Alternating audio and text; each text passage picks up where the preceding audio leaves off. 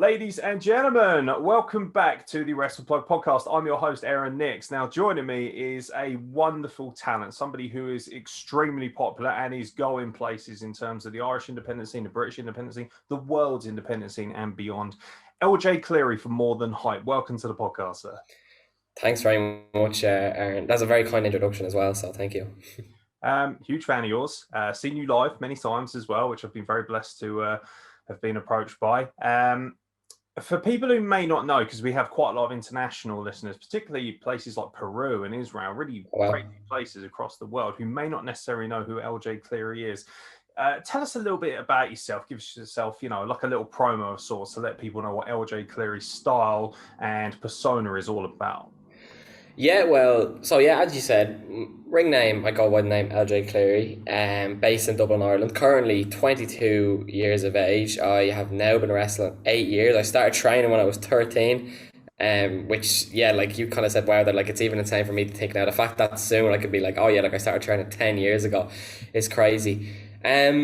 I'm based in Dublin. I'm part of a faction called More Than Hype. I would, I guess, kind of categorise myself as well as More Than Hype, as I feel like I would be one of the more versatile acts in kind of the European scene. And what I mean by that is I think I've kind of shown that I'm very, I would say that myself, like I'm very character, personality based and driven. I think that's what kind of got me recognised by a lot of places and things like that. I started to really kind of get a good bit of buzz at the time around, like the 2017, 2018, when things were kind of, were still booming a bit, especially in the kind of like the British scene.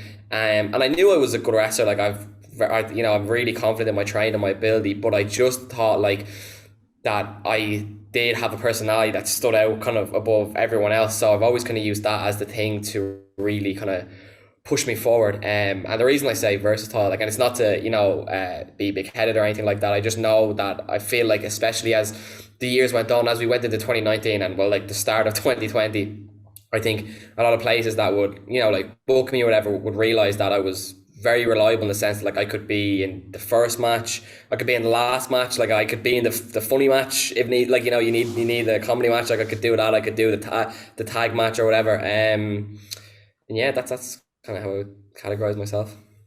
Yeah, a jack of all trades and the master of everything, really. You're one of those guys, in fact, that it's quite cool. In the circle of people that I've ran with and the different people I've bumped into in wrestling, More Than Hype, and particularly yourself, always that name crops up whenever, I ask people, who would you like us to interview next? Who would you like to see wrestle over here more often, particularly on the British scene, which has had such a big boom? And it's great to see Ireland booming as well. Obviously, everything's kind of come to a standstill, but we're getting close to, at least over here, getting away from that, coming back to a sense of normality. I think so, yeah. Before we jump into kind of like the modern range of things, you mentioned obviously starting training at 13 years old, which is an incredibly young age. And a lot of people might be like, like, what's it like at 13 years old? Because obviously, most people when they're 13 don't have the, the mental adaptation of life yet. It's not like they're fully formed adults yet. They're still, finding their way and learning how to become an adult and stuff of that nature. It's a very tender and very delicate age. Did wrestling, because of that, mature you much quicker? It definitely did. It definitely did mature me a lot quicker. But I would say even kind of going into it, like, and I don't think it's a secret now, and it doesn't matter. It's been 8 years. Like, I think I was technically, like, I probably shouldn't have started at the time. At the age I did, I kind of snuck in, which I'm glad did. I wouldn't, everyone else, it should be done properly. Like, people should be. I think now in Ireland, the age is getting put to 16 is the age you can train. I would say that I was already, in my opinion, like, quite immature 13-year-old, and now that's obviously like, I still had my immature tendencies. You're 13, you're a teenager, like there's going to be things that you're still laughing at, that like I'd still laugh at now. Like I still would have my immature tendencies as just like a young lad, but I do think I was quite immature 13-year-old. But 100% wrestling was the big thing that really kind of put me in the position I'm in as a person, because I think a big reason as well why I've kind of done, as well as I have regarding even getting to these places like the UK and stuff, is that I have no problem, speaking to anybody. Like I've feel like I'm quite approachable, but like I will also go and approach people no problem. And starting so young kind of gave that to me, because I was 13 coming in as the by far the smallest person around people in their 20s, 30s, and my club that I'm still part of now, Five Factory Pro Wrestling, like it was so welcoming as well, that I like any first day nerves were kind of gone very quickly, because everyone was so welcoming. But it kind of like I was learning how to speak to adults so young, so 100% did have it's probably the biggest factor in my growth and maturity as a person, because I'm a coach now in my school. So the fact that and it would have been something that I kind of would have started dipping my toe into when I hit 17, 18, I would take the odd class here or there if the trainer wasn't there and things like that. And the fact that I would, at that age, I would have to be, I'd have to take charge of a room at 17. I'm naturally quite small anyways. But I think, again, because of just my general personality and the way I kind of carry myself, I was able to do that at such a young age. And then the mix of already having that, as well as the maturity of having to go to a wrestling school at such a young age, definitely is a big part of my overall maturity now. How do you find, because you've been in the business 8 years, nigh on, trained for 8 years and whatnot, and obviously you've, been able to achieve so much, and you're just 22. So theoretically, if wrestling is a lifelong profession for you, you could be looking down the barrel of at least another 30 years if you're very lucky, and God bless. So ultimately, you're already a coach, which is phenomenal. And that's amazing. I don't know many people at that age that are coaching, being able to take that responsibility of looking after students and things of that nature. How do you take it all in your stride? Is there anything in particular that you're looking at and thinking, because obviously with, so much time ahead of you, is it difficult to manage every single one of these elements in wrestling?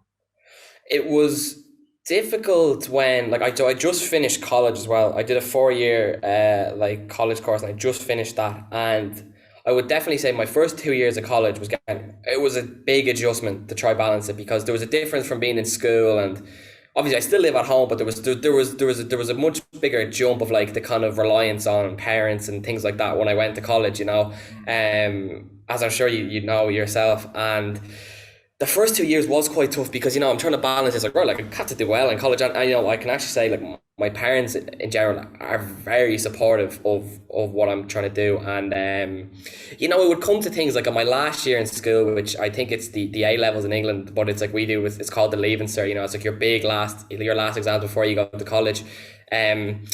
That was around the time, I remember that was around 2017, where I was just starting to get a bit, and obviously to them it was still the hobby, and they were why, there would be arguments because I'm putting so much time into it, I'm not missing a training session, and they're we need, you need to put your focus into school, blah blah. And as I did get a good balance of it. It was only then when I brought them to it was in my first year in college, then I brought them to the first OTT stadium show that I was on.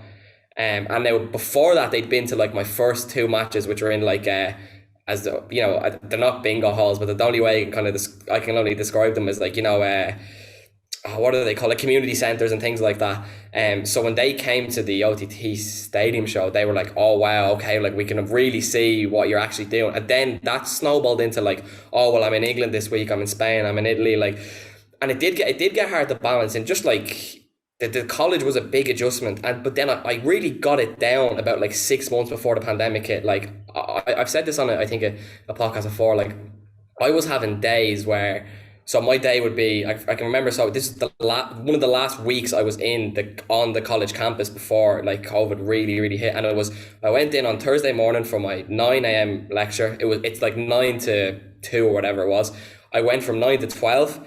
I left, went to the airport, flew to Manchester, got on a train to Liverpool, got to the venue, it was for TNT Wrestling, did the second match, left, got a plane home, and then was back in college for 9 the next morning. And I remember people were I remember I walked in there were you not in England yesterday, last? I was yeah, and that sounds it is, obviously I'm walking into college direct, but I did get quite a good balance, that I feel I really was taking it all in my stride. But also I had, because of the fact that I've said I'm probably wrestling show-wise about, I'd say 4 years. 4 to 5 years, training 8 years. I had such a strong 3 years of just training that I was very kind of mentally prepared going into the show side of things. So that did help me regarding taking it in my stride. Was there a case of, because did they have to wait until a certain age before they were willing to put you on shows, or was it just a case of we want to make sure that you are ready, that you are technically gifted? Because there are, the odd wrestler like Pete Dunne, for instance, who started at a crazy young age as well. And, those guys were kind of thrown in the deep end at a ridiculously young age. Everyone remembers Paige talking about getting a debut at 13, 14 for her parents, things of that nature. So, how was it with the first kind of, because obviously where you've been training so long, like you say, do you feel like the confidence was just there? You already kind of knew what you were doing because you trained a lot longer than, let's be fair, probably the average wrestler does before they get their debut. Yeah. Well, no, do you know what though? I probably should have specified there. Like, I did wrestle a good few matches before the kind of 4 years I'm talking about. I had my first match when I was 14.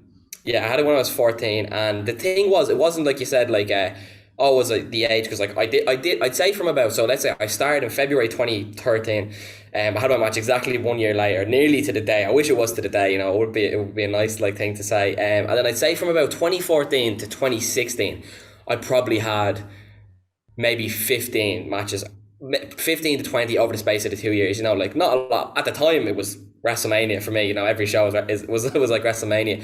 But that's kind of what I mean when I say, like, it was when I started doing the OTT shows in 2017, 2018, to the point then in 2019 I had 95 matches in a year. To go from like having, like the 15, 20 over like the span of 2 years. What it was, the reason there was that gap is just like the scene just like, it just wasn't a thing here. Like, it just didn't exist, or it did exist. I feel like when I started, it just come off like the AWR tours, which was kind of like what OTT, kind of how OTT kind of started. OTT, AWR and NLW were shows that were done, and then when I started, it was just like they were kind of just gone. So I was doing like my own school promotions, but we do like a show we might do like 2 in a weekend and then not do one for like 6-7 months. It was just kind of the way it was. It was like that for about 2 years. It didn't bother me that much at the time, because I was just like, oh, I'm just here to come training. And like, it's crazy with the kind of mindset I have now looking back then, how like I just didn't have a clue. Like, I didn't get anything. And then it was when OTT really started to pick up, steam. And like a few of us went, like, we paid into shows. Like, the first OTT Stadium show that happened, like, I paid into. It was the last show that I did pay into. Right, so that was kind of it. It was just that just there was, the scene just wasn't there. Those first few years, again, like, I'd say it would be about from 2013 up till about 2016, early 2017, maybe 20 matches. And then it just like, boom, then it just like blew up and skyrocketed so quickly. The narrative of Irish wrestling has always been that it was a very starved wrestling community, a very starved scene. And it was kind of kept alive by the passion and the growth of Becky Lynch, Finn Balor, Grey County Wicklow, which is like this really strong traditional point. How true is that narrative? Is that very true, or do you feel like there's guys like, for instance, there's guys like Paddy Morrow, I know, who have put so much into this scene, and I feel like they're slightly forgotten because they're not as glamorous, obviously, in names, because they're not working at the top of the WWE totem pole like those ones are that we've just mentioned. Do you feel that, all in all, though, that those names certainly are the reason why you have such an incredibly strong scene that you do now? Yeah, 100%. It's the people are the reason. Like, the people kind of behind the scenes are the reason why it got so big. Like, so in my instance, so my training school is Five Factory Pro Wrestling, which was NWA Ireland. So it's the school that Balor did start and Becky was in, like Jordan Devlin would have been in, and things like that. And so my trainer, he's still the head coach now, his name's Phil Boyd, and he kind of took over when Balor would have left and went off, and Paul Tracy was involved as well. And they kind of just like, they went on to do other things, and like, I know for a fact, not just because I was kind of there for some parts of it, but I know for a fact there was, I'd say, so let's say if from when Phil took over, which I think would have been maybe about 2008-ish, okay? I'd say about 80% of the timeline from 2008 up until about 2016, it was like the club was in a bad way, like money-wise. I would like, it would get kind of bursts of like, oh, there's loads of people coming. For example, like, I don't know if any people listening might be familiar with some Irish names. So it would have been like when Balor and stuff would have kind of moved on to Japan and wherever he went, like, so it was like Phil and Paddy Morrow and a few other people like Justy and things like that. And then like they, people would kind of, real life would happen for some people and they'd have to go off and do things. And Phil would kind of, he was always like the constant. Then it would be like Sammy D and Be Cool, like them and a few other people would start. It would get really good and then it would kind of drop again. And then like myself and Michael May started, around the same time. And we've been like there since like, the two of us have been there since a lot. And there was times when, like, when I would have started, it would have been in a pretty good spot. There would have been, on average in like 20 trainees over the kind of span of the week. But then there was times when there was just Wednesday classes when it was just me and Michael May down with Phil for a good few months at times. Like, and the reason that place stayed open was because Phil, like, just like he couldn't let it go. And I know from talking to him so much, obviously he's my head coach, I owe a lot to him. Like, I know now he would have lost a lot of money at the time keeping it open, but he has absolutely no regrets because now look kind of what it's for us has turned into, even with like Aoife Valkyrie, she would have started a year after me and stuff now, like she's now, off in WWE and things like that. So that's just an example of the people. And then it works on the promotion side as well. So like Joe Cabray is the owner of OTT, the promoter of OTT, and he runs his own school as well, the School of Irish Wrestling. And both schools and all we're all friendly and, like I'll go train there. There's no like, you're like, I think when I started there was a bit of like that, but then like it's just it can't work when it's like you're in this place, you're in this place. It's just stupid. So he's like, he runs OTT, and like both, like I'm just kind of talking about those two entities. So for me, it's like the kind of boost in Irish wrestling was made by the people behind OTT, behind the schools. If say like Phil didn't stick around, then you wouldn't have had the likes of myself, Michael, and Aoife Valkyrie at all, and then we wouldn't have been able to do the OTT shows when Joe was looking for Irish people as well as the people he would have trained in his school. Like he trained like Seshima, Martina, and stuff like that. I kind of went on a ramble there, but that's what I mean. Like, it's very much so about the people, and then that kind of got like instilled in us, that like now. So when I said like I'm a coach, like I am along with Michael May. Like he started just a few months before me, so like we're kind of the two that would have started in the last 10 years and have now kind of went up, like in a role capacity, and we understand that. Like we understand now, like we have it good now, like, and there was times where we didn't, so like we can really see how it was. Like it's very much of the people that kept us alive, and obviously people like Balor, Becky, and Sheamus do it amazing because like it's all it can take is turning on TV seeing Sheamus, but like I wonder what that is. But the fact that there could have been so many times for, I think, every kind of major spot in Irish wrestling to stop so easily, and they would have saved a lot of money, but they didn't. And now it's kind of, pandemic aside, reaping the rewards and the just the admiration. Like I think it's started to get a lot of, like, people start to really see the passion and the work rate. Like I think we have one of the best rosters in Europe. I think we were on the way to being like a kind of superpower in indie wrestling, and I think we will get back there. It's going to take probably a year or so of, okay, let's get back, but I do think it will. Yeah, I think OTT in particular, kind of, that's, I don't think it's ignorant to say that's kind of the main identity of Irish wrestling to everyone outside of Ireland, at least. Yeah. The shows are phenomenal. I've been to the School of Irish Wrestling and seen what they do, and the quality, even if they're running at very small shows, is astonishing. And it's some of the best. I remember covering that School of Irish Wrestling, their first proper showcase. I actually flew out to see it, and I remember talking about it in such glowing terms, and think, because I've been part of showcases where I've been training and stuff of that nature, and with all due respect, the quality just wasn't even close to what you guys have been able to do. How hard is it, or at least how hard was it? Because I imagine the fan base is, booming, like you're saying, it's pretty strong now, but there must have been a time when wrestling just didn't appeal to Irish people that much. So how hard was it, and what do you think was the major contributing factors as to why people weren't initially as that infused? Is it just a case of because there wasn't many Irish stars that were on the major TV scene, so there was no real interest in going to watch homegrown talent, or was there something more there? I think it might be due to the fact that, like, there was a big heavy emphasis, I think, before OTT kind of boomed, that the only real shows you could go to in Ireland, from when I had kind of started anyway, like, was kind of camp style shows and things like that. Now, like, I absolutely adore like camp style shows. Like, they'd be one of my favorite shows to do. The foundations are wrestling there. Like, you're not gonna have, that's where you, like, as much fun as I will have on the big indie shows, like, I'll have just as much on the camp style shows. Like, I think they're amazing. But I think that's kind of all that it was. And because I know in the early 2000s, like, Irish Whip Wrestling would have been pretty big. Like, they had a TV show and stuff on the wrestling channel, but then it would just kind of die down. I don't think the backing of, like, the financial backing and stuff wasn't there.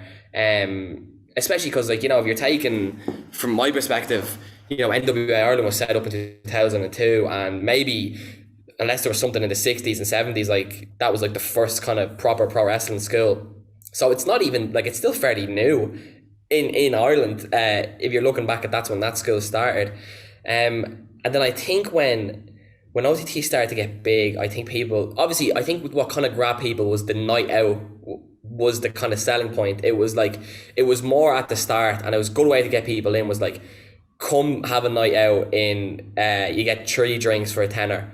There'll be a wrestling show on as well. I think that was kind of the idea, and then people went to the show, and they might be like, wrestling. I would imagine the idea was like, yeah, we'll go see this wrestling show. It might be a bit of a laugh, and then they probably went and were like, Jesus, like, this is not wrestling what I'm used to watching on TV. And I think that's what kind of really drew people in. I think the reason there was kind of a big gap for a while, there was just nothing like that to appease, maybe an older audience or just a smarter audience. Like, wrestling fans now were all so much smarter. Like, I was only talking to someone today, and I was like, I was talking about the Rock Hogan mainly 18 match, and I was like, I remember watching that as a kid when I still thought wrestling was like 100% real, and there was something about that I remember going like, like, that was different. I don't know why. I didn't know why. I was like, that was amazing. Because when I was a kid, there was no good or bad matches. It was just like the good guys and the bad guys. So I think for the smarter fans, things like OTT and like the night out aspect, and then seeing people like Pete Dunne come out, who, I know he was on the first OTT, like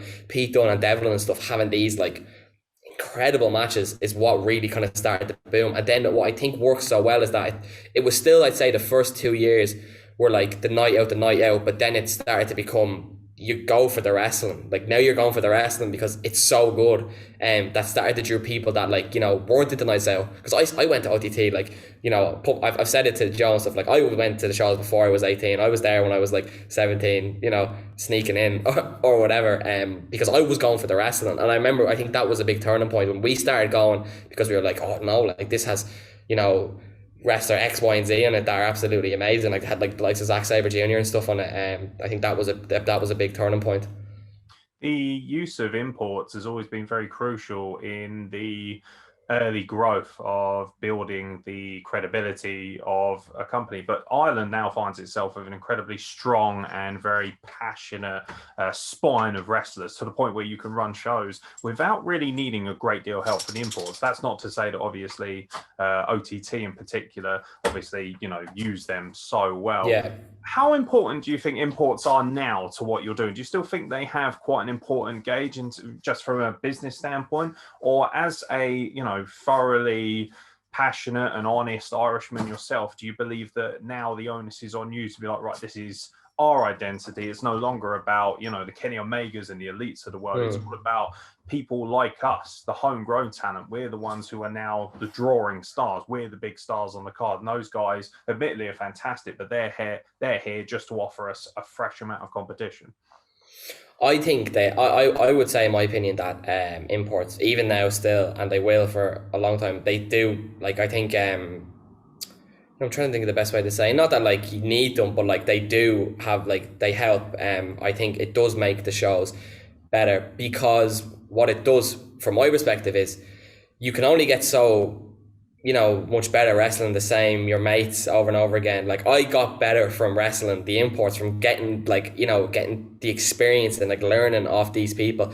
Now, I think there was a time when, again, it would have been around 2017ish, around that kind of, like, I remember the big Kenny Omega show, and then there was the next stadium show. There was a time where it got, I think, a bit too import heavy, but I don't think people realize that would have been the core time when behind the scenes we were getting like kind of ready and trained up for it, that now I think it works so well that now you don't nearly need as many. Like I know the last stadium show that was meant to happen that got cancelled had an Irish person in every match, and that's where it works well. You can have, you can still have 10 imports, but like let us benefit from them, because that's where I think you'll kind of get, that's where I think you'll really draw, because okay, like it's great if you can have I don't know, like you book, I don't know, PAC and Zack Sabre Jr. versus each other, right? That's obviously amazing.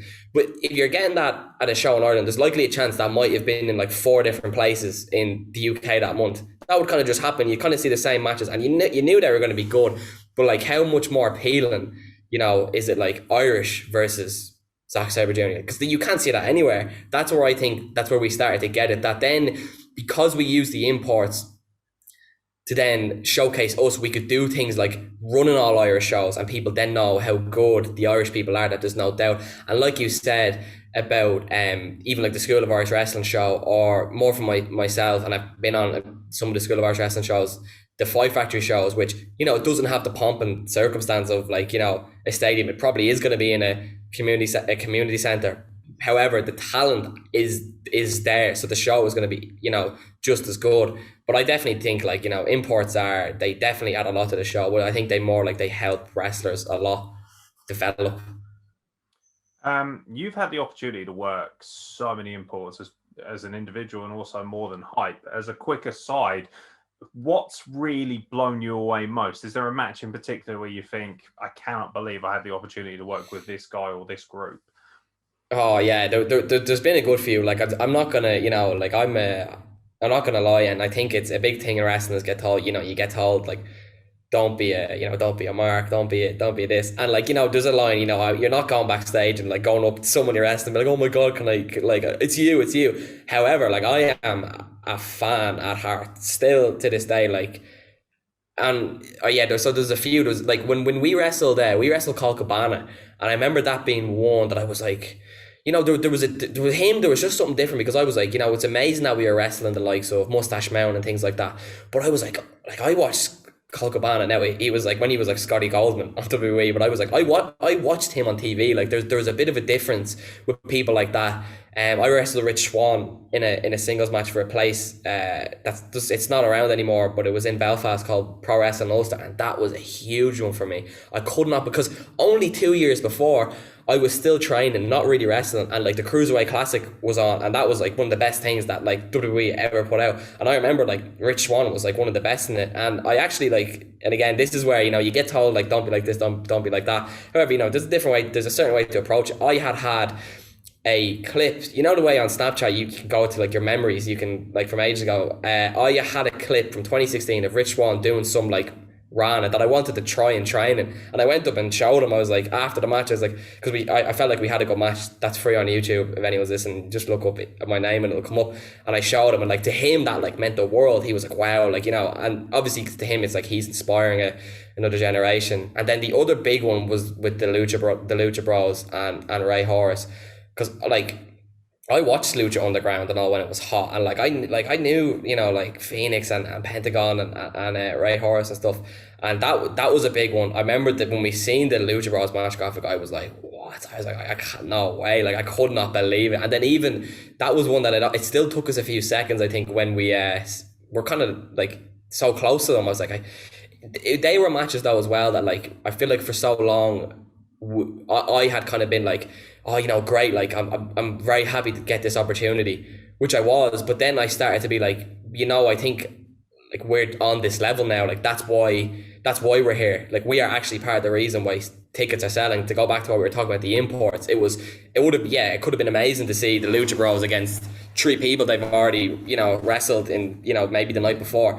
But the fact that like that was a match with us that was selling tickets. So I say the Lucha Bros, Cabana, Rich Swann, I did it like, and again, this was pre-OTT. this was like 2017. I did an in-ring segment with Kevin Nash, and I remember that being a big like, I just couldn't believe it. I was like, it's Kevin Nash, and I remember I was actually I couldn't believe after, it was me and Nathan were actually tagging, and the venue was in, he actually sat on the ramp after the segment and watched the match. But I didn't know. I didn't see him at all. And then it was only when I went back, someone was like, he was sitting there watching the match. I went up and talked to him and stuff, and he couldn't have been nicer. But yeah, they'd be a few anyway. More Than Hype is what I love about More Than Hype, and I think why it becomes so popular is because, particularly in North America, there's been a real growth of trio wrestling. Shikara had a lot to do with that, with the trios tournament, and Ring of Honor has a trio tag title. So does NJPW. So do a number of promotions now, and that was something that just wasn't really the case back in the 70s and 80s for us older, marks and whatnot. And what's great about More Than Hype is, if people were like, "Oh, dream match against the Rascals," yeah, here's the dream trio to face them as well. So you've got, you had the Rascals, like you say, the Lucha Brothers and Ray Horace, who kind of work in circles, and there's so many more of them, guys from the Bullet Club, the Elite. There is that trio factor. How important do you think More Than Hype has been in terms of building main events? Because you guys have had the opportunity to work purist trio matches. I know you can get free wrestlers anywhere if you want, but that's not quite the same as having a fluid unit of three guys who work so beautifully together as you guys do. Yeah, that was like a big kind of learning curve when we went from, like you said, learning the difference, like not the difference, but when we would go to, say, like Italy, and maybe we wrestled in Italy twice, and it would be like, okay, you're wrestling three wrestlers who might not be a team, and like, and you understand how to go do it then. But then, like you said, when you're wrestling someone like the Rascals, you're having much more of a, like, this is team versus team type of match. And I think we got to a really good main event level. Like, I think we were deserved, like I kind of said, to be in there with them. I would say that the Rascals, or like MSK in NXT now, were a big help in kind of like that kind of switch for us. Like, one of our first big matches we had was against Trey. Wasn't in the first one. It was Wentz and Xavier and Mako Satomura, and we wrestled them in the Tivoli, and I think that's free on YouTube as well. I remember that was one of our first like big ones where we did like the current style, I guess, really well. And then the fact then about like nearly a year later, then we wrestled them with Trey, and I think we kind of realized after that one how much we'd actually developed as like wrestling like a trio, because then we were wrestling them as a full trio. I do think like we kind of got a good hang on like the main event style and things like that, and it was wrestling those teams as well. That just goes back to like learning from the imports.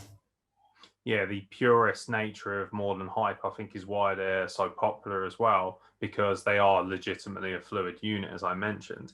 How does More Than Hype weigh up for you with your career? I know it's quite an obvious answer, I suppose, because you've had so many high-profile matchups with some of the best wrestlers in the world.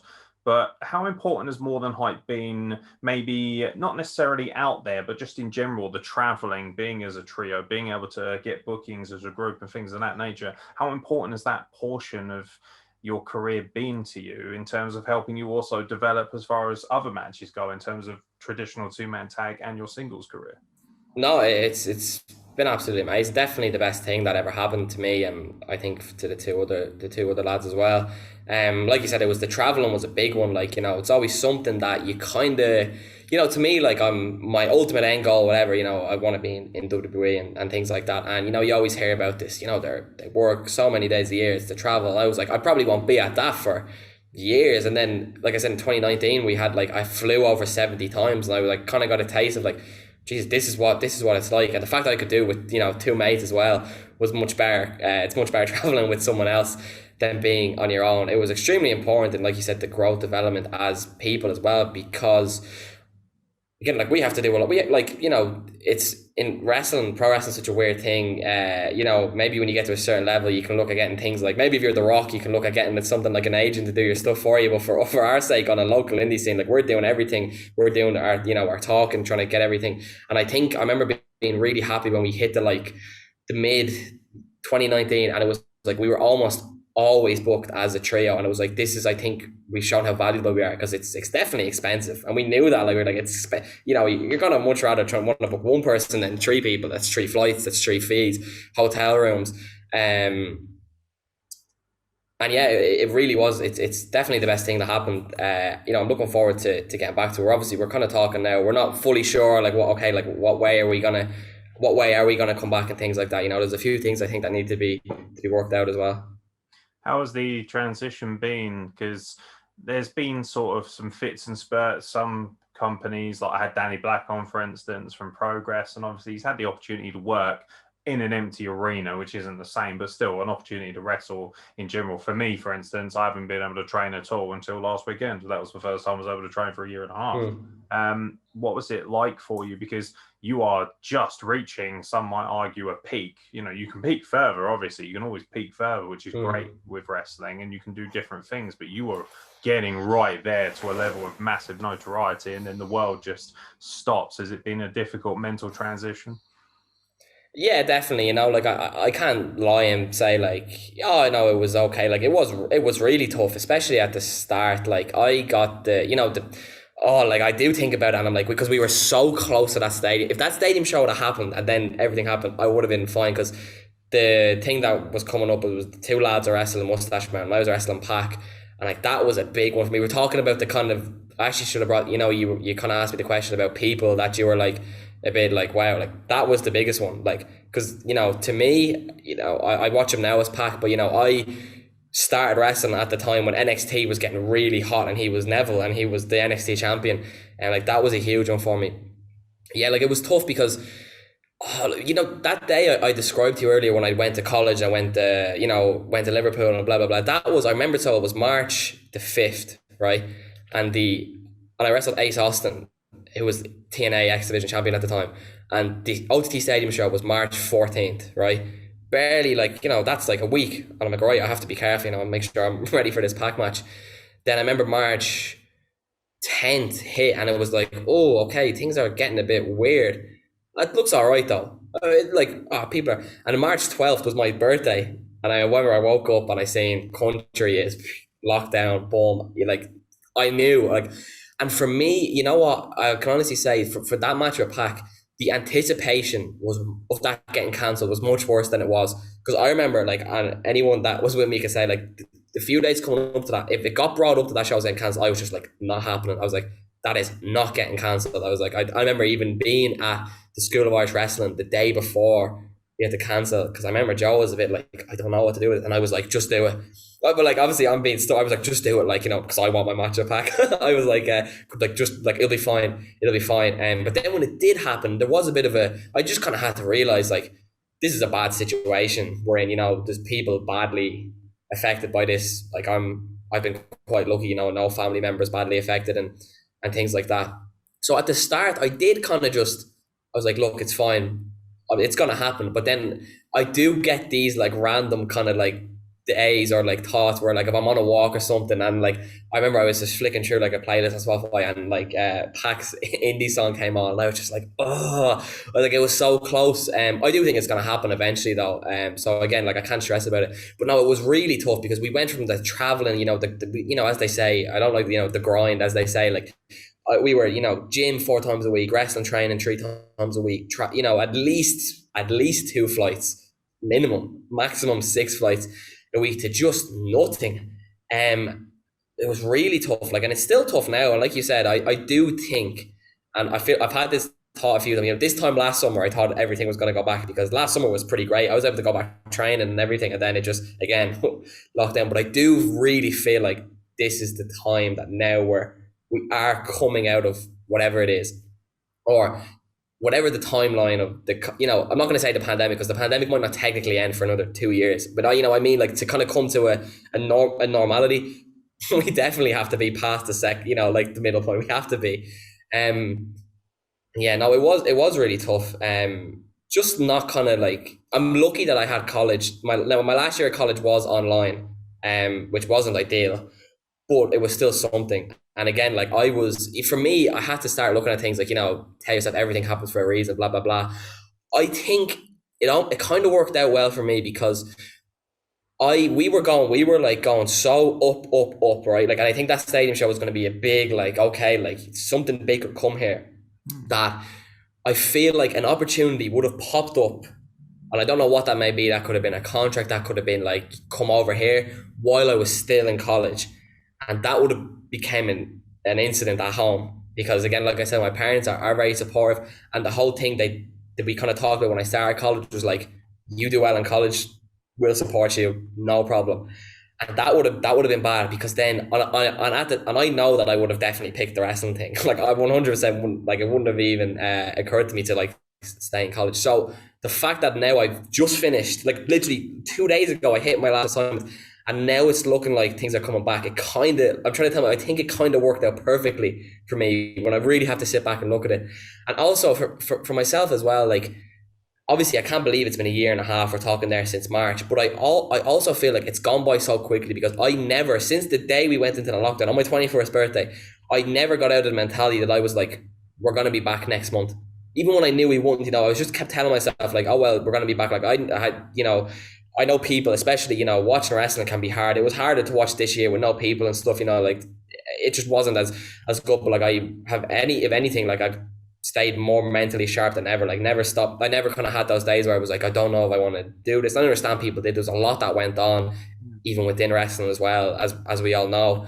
But it really kind of, anything like this last year and a half, it's just made me now come out of it, like, again, not to sound like the cliche thing, like kind of hungrier than ever, like more kind of smarter. I feel a lot smarter as a person coming out of it, and like what I want to do and where I want to go and things like that. Sorry, that was a big rambly answer.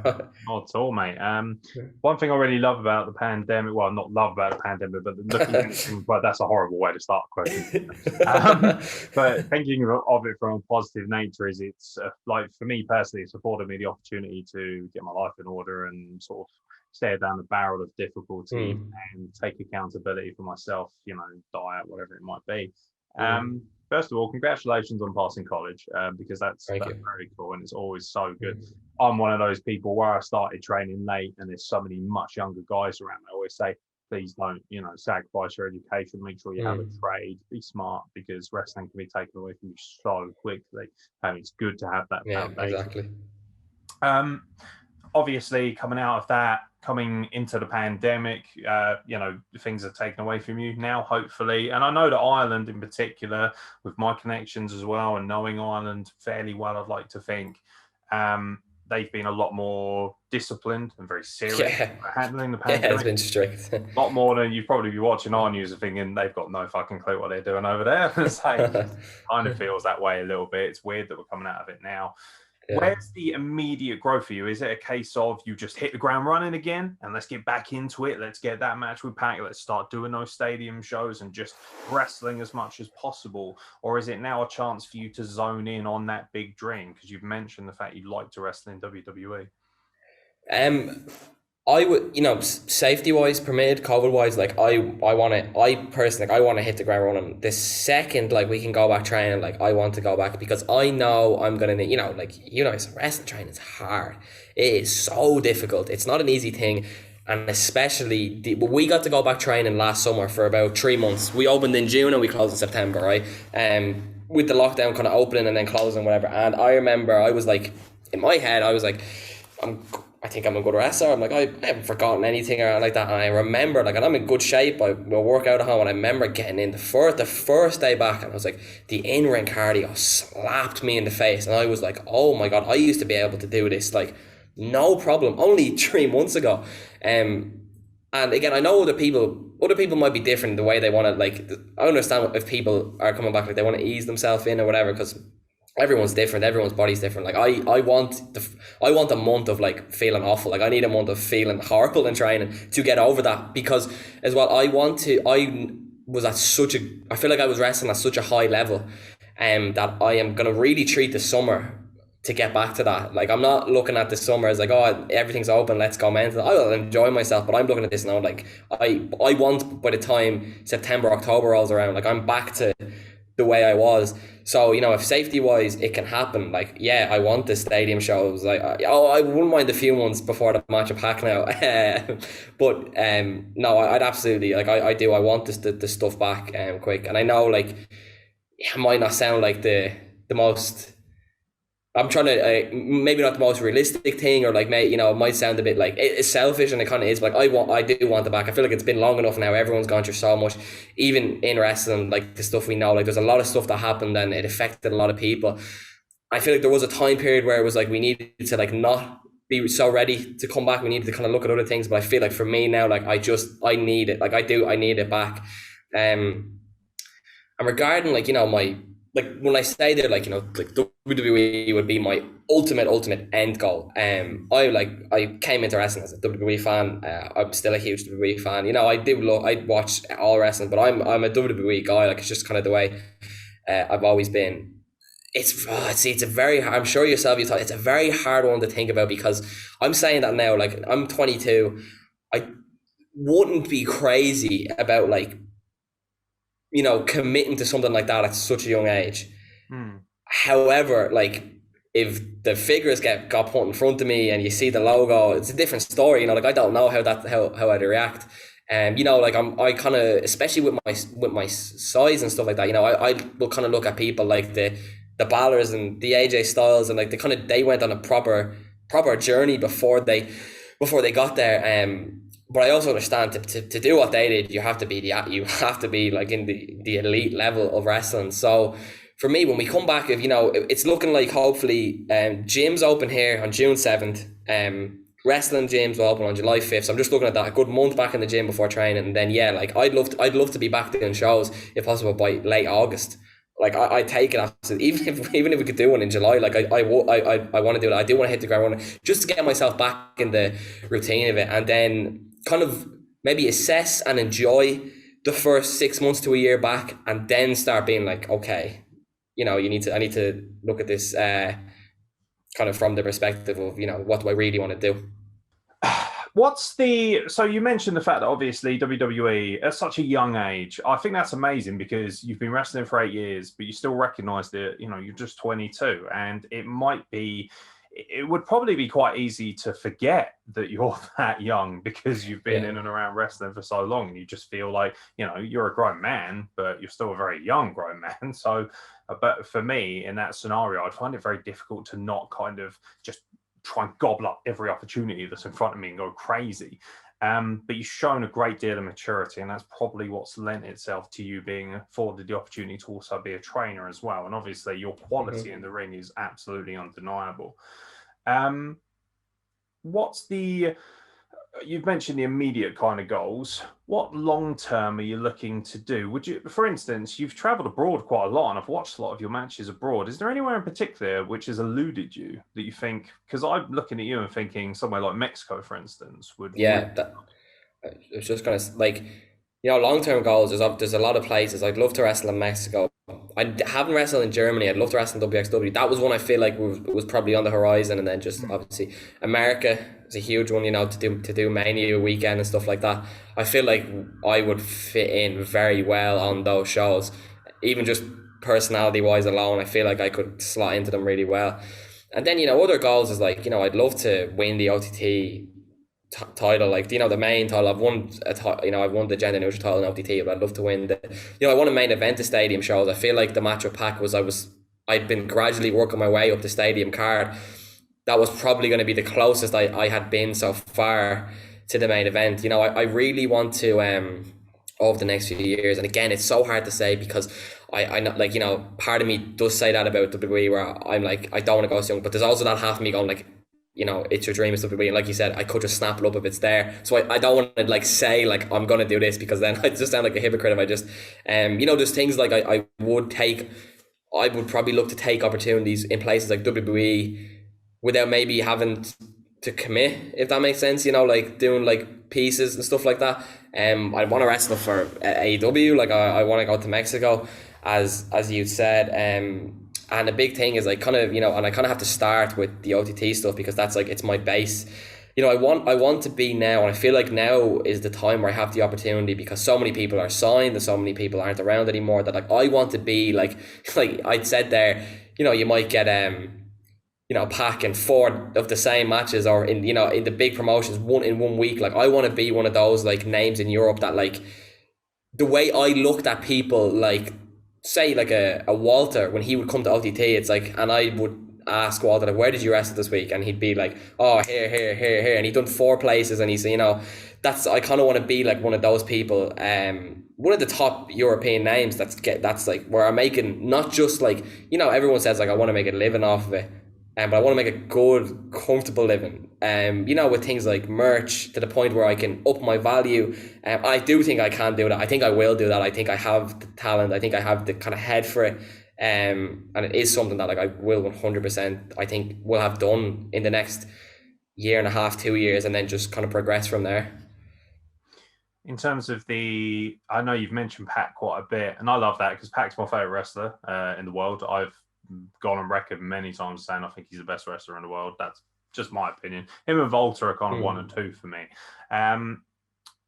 Is PAC the pinnacle in terms of a dream opponent right now, or do you have a bucket list like a lot of wrestlers do? Or is there just that, like for instance, I had Aeron on, whose biggest inspiration was Matt Sydal. So the dream for him is to work with Matt Sydal anywhere. Is there one person in particular where you look at them and think, I absolutely must work with that person before it's all said and done?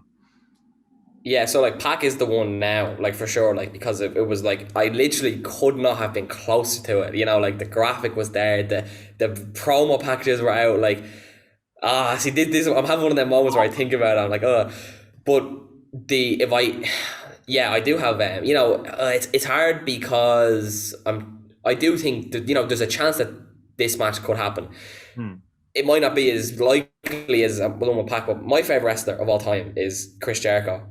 Ever. Like he is my number one. I feel like, if you maybe look at some of my older match, maybe kind of before 2019, you probably see it. Like if you hear me say now, anyone listen, like I just copied Chris Jericho in my first few years on shows.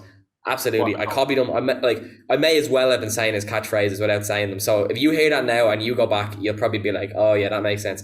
He's my favorite wrestler ever. He's the reason I started wrestling. I was into wrestling obviously as a kid. Like I was mega fan, obsessed, and then it was reading his book and I was like, wow, like if he could do it, I can do it. So he is the number one. So then like that's where I'm like, I want to go to AEW because I want to wrestle him. Other people, I can't believe because he's back now. Like I am a huge Christian fan. Like I cannot believe Christian is back wrestling. Like he would be a huge one for me. Jericho, like again, these are obviously people I watched as a kid as well. Jericho, Christian, PAC is a huge one. Even to keep it even more local, I think the best wrestler in the UK is Charlie Sterling, and he would be my one that I think could happen. Maybe fairly soon. He would be like a big kind of dream match for me. I've been to so many shows with him. Yeah, right. I would actually love to have with Charlie, and I kind of like put the feelers out to Joe. I'd love to do a British rounds match with Charlie. I'd love to somehow work up to there. People like even like I'd never wrestled Mark Andrews. I'd love to wrestle him. A-Kid, never wrestled A-Kid. Did get to wrestle Walter. I would like to do. I don't know what capacity. I would like to have a singles match at Walter. I think that's one way.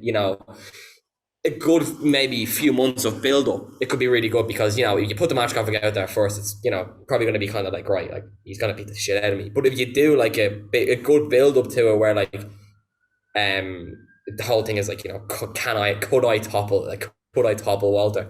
But Jericho is the number one. Obviously, like look, if I could wrestle John Cena, like I'd absolutely lose my mind. Like he was like my guy growing up. People like Randy Orton and stuff like that.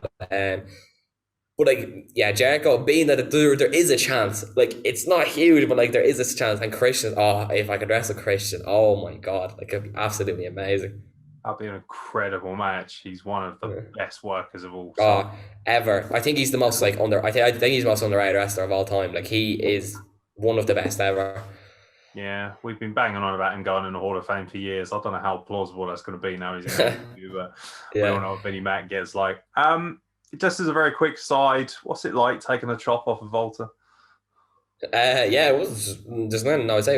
It was horrible. It was absolutely disgusting. That my match with Walter is on the WWE Network. If you go to the independent section, Progress, I think it's chapter 103. It's and the way I ate two. And the way I ate the first one, stupid on our part, trying to intimidate Walter, trying to get him to back down with the more than hype activate, and he just like swatted me off. And Darren eats a nasty one if you listen to it. Like I remember, and Darren marks really easily anyway.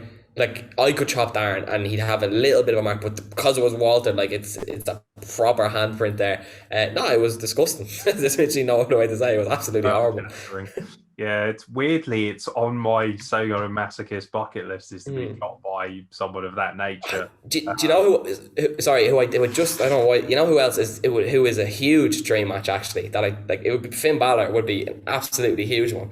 Um, for me, I've got the chance, I've got to meet him a good few times and speak. Like he'd come down to the training school and stuff, and I haven't seen him in a few years, but he would be absolutely huge. You know, regarding just as an Irish wrestler, like that would be amazing. Yeah. Is he the pinnacle, would you say, in terms of Irish wrestling, or do people look at someone like Sheamus, for instance, who has done so much, and Sheamus, multiple world champion and that nature? Who do you think, if you were kind of, forced into a corner and you were made to pick one Irish wrestler as, the all-time great, who do you think really stands there? Who's the one that everyone looks up to most?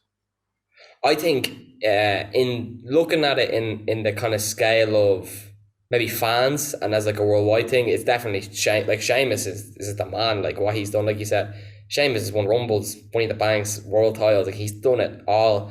But for me, as like as an Irish wrestler, and especially having come from the school that Balor set up, like he would be it for me. But I'd say Sheamus. I would say Sheamus. He's so even if I run into anyone and they're like wrestling, like they know who Sheamus is. But for me, it would be Finn. Like just to be able to have that match. But saying that, I'd absolutely love to wrestle Sheamus as well. Yeah, no, I don't want to take his beat to the Bowery for anything. He seems to me, I believe him to be the toughest wrestler in the world. Like he just looks hard. Is there I'm curious actually, because obviously I know there is like stereotypes that come with being Irish, the sense of dress or the pints of Guinness, all that kind of stuff. Yeah. Is it kind of cool to see Sheamus almost play up to that a little bit on TV? Because Finn Balor, he's got the accent, but he doesn't come out and really portray a proper Irishman. He portrays himself and that demon. And that whereas Sheamus actually does come out and looks like he's the kind of bloke who would be in the Irish pub and would kick your face in. Yeah. No, it is great to see. And that's where as well, though, I think that question you just asked me, that's another big reason why I think you would think of Sheamus. If you've seen a picture of Finn Balor, you might not think he's Irish. Or you see Sheamus, like immediately, but he is Irish, pale, ginger. No, I think he's absolutely amazing. I think right now he's like on one of the runs of his life. Like I think if you're watching him now, even if you're kind of even only slightly following up with like week to week, he is probably having one of the best matches of the week. And like him and Riddle at WrestleMania, I thought was amazing. It was just 10 minutes of like really, really good match. So no, it is great to see. And like Sheamus is great because he'll kind of go through the, obviously he always has the accent and like his skin is not going to change. But like when he came in first, it was like heavy Irish. Then he had the mohawk and like obviously he's still Irish, has all the stuff on his gear and all. But like, I feel like now he's really kind of converting back to he has the hat and the jacket and stuff. So like, which is something he hasn't done really before. So I think it's great. Yeah, he feels like a classic Irish film villain, like he should be in the movies, and he has. He's been in Teenage Mutant Ninja Turtles, so he's doing all right. Yeah, looks like he should be in like Snatch or something. He does, absolutely, he does. He has that scallywag look about him.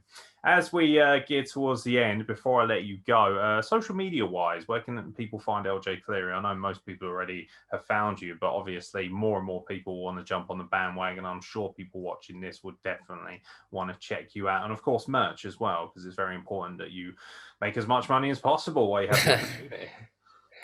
On social media, on Twitter and Instagram, it's just LJ_Cleary. And then if you want to follow any other Irish wrestlers, you just go into what I'm following and they're all there.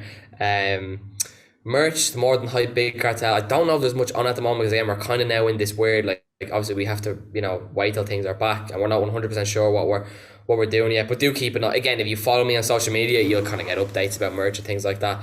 But other than that, if anyone listening, go subscribe to like the OTT on demand. That's where you'll likely, that's where you'll find most of all my stuff. And again, all the Irish wrestlers, More Than Hype and Michael May, all these people. Follow the wrestling schools, the Irish promotions, Fight Factory Pro Wrestling, OTT, School of Irish Wrestling, all that. Just support all the Irish wrestling. And yeah, I'm really looking forward to just generally coming back. I do have some stuff lined up, which I'm very happy about. I just my God, like I hope it goes ahead now. Like, I feel like again we're just there's been a good few things that were lined up in the last 6 months that didn't happen because of you know the obvious. So I'm just really hoping all the stuff does now. Yeah. For anyone who obviously knows Wrestle Plug, loads of video highlights. You would have already seen some amazing clips during this video as well of what LJ can do. So I strongly suggest you all support the Irish scene in particular, because loads of people always talk to me about the British scene and how special that is. It is. However, Ireland is right there. And like you say, and you We're said, coming around the hills. yeah, Yeah. exactly. It Yeah. genuinely feels like it's. I mean, to be honest, I flew out to Ireland with the exclusive nature of being able to say I've been to Bray and being able to see the wrestling out there. It is a really special and very beautiful place to watch wrestling. Ireland is genuinely, in my opinion, one of the most beautiful places on earth. Thank you very much for your time, mate. Thanks so Hopefully we'll much. get you back on, particularly when Definitely. things resume. I wish you the best of luck, mate. I really do. Very thrilled. Thank I've you. actually met you a couple of times at shows. You probably don't remember me, but you were an absolute joy to chat to. Did All the did what lads. shows did you come to any of the progress shows? Yes, yeah, and I feel like I might remember yeah, it one of wouldn't them. surprise me. Maybe. I do stand out. I'm like Yeah. 6'4", so people are like, "Oh, blimey." So yeah, from that nature. But I think you've everyone I know speaks about more than hype, and particularly yourself in glowing representation. Even Amy Alonso, you came on the podcast, is just she had nothing but amazing things to say about you, and that's always replicated when I get the chance to see you wrestle and on the rare opportunities I've had to meet you. So thank you very much for everything you've Oh, given to thanks so wrestling. much. Thank you very much for everything you will give to wrestling as well. And fingers crossed you'll get that match with PAC very soon, because that's like a dream match Yes. for all of us, mate. Yeah. But yeah, thank you very much for your time, LJ Cleary. No problem, man. Thanks so much. Thank Great you to so talk. much, man.